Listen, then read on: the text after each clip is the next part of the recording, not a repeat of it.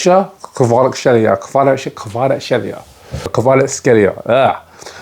about this PSG performance because it's 5-0. Come on.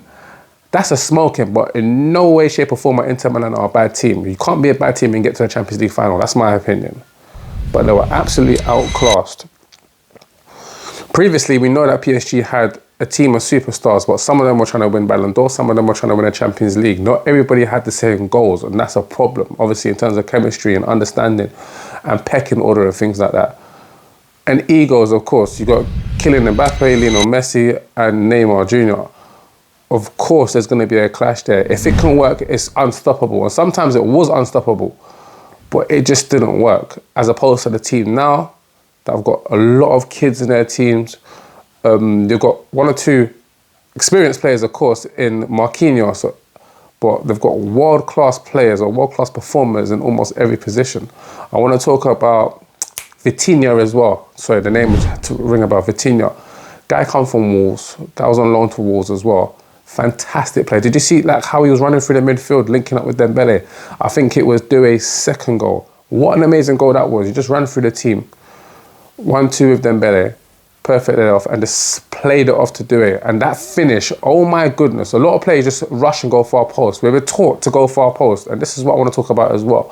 Things that we're taught, sometimes we've got to get rid of them in football because it doesn't allow freedom and expression and creativity and to think in that situation. He leant away from the ball. I'm going to put the video to the side of me. He leant away from the ball and slotted it near post bottom corner. Beautiful finish. He could have flashed it going. He could have flashed it across the goal and hoped to score a goal with percentages. But he assessed the situation, looked at the goal and thought to himself, I'm going to deceive the far corner and go near. And he had to drop to get that. It's a world-class goal. It's a world-class goal. And for Kvaratskhelia, what a performance going forward and going back. My problem with YouTube and this YouTube culture, there's always this YouTube term where they say this player is trying to get YouTube highlights. The problem with YouTube now is a lot of the highlights, especially for attacking players, are when they have the ball, when they're scoring goals, when they're doing skills and making generational moments or very memorable moments. However, it's hard because I've tried to look for it from my videos. It's hard to find performances where players are doing very well off the ball as well. And Kvaratskhelia performance was absolutely brilliant because it was very good off the ball and on the ball as well. Like it was a world-class 10 out of 10 performance for me. He got his goal at 5-0 up. He's still running back into the left-back position and working hard to win back the ball. That, to me, is the signs of a world-class player.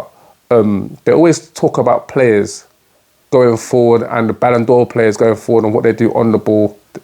But off the ball, he was brilliant as well. They don't talk about enough. I always say, like Pep did, if you can get world-class players to perform off the ball as well, you've got world beaters. You're gonna do really well in a game. You're gonna win things. And I think that performance there deserved Champions League alone, let alone the previous performances against Liverpool, against Man City, against Arsenal, against Aston Villa. Even though they did struggle in the group stages. What a manager, what he's done to that team is brilliant. That's what I wanted to say.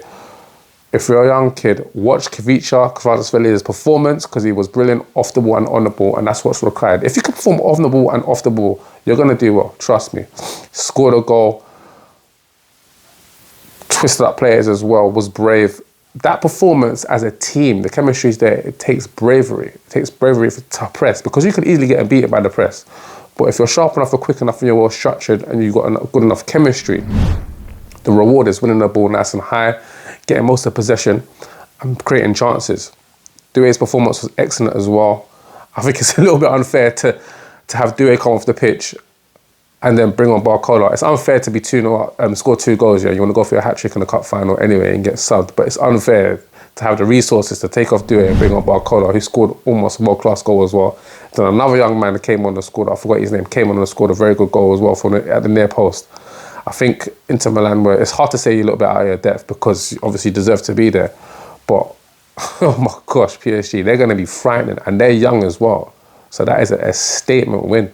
It just says everybody else has to step up because if they perform like that again and again and again, they could easily win 2 or 3 on the bounce. The problem they've got now is I think you need good practice, and I don't think Ligue 1 is the greatest practice for a team to maintain high levels. But we're going to see. We're going to see.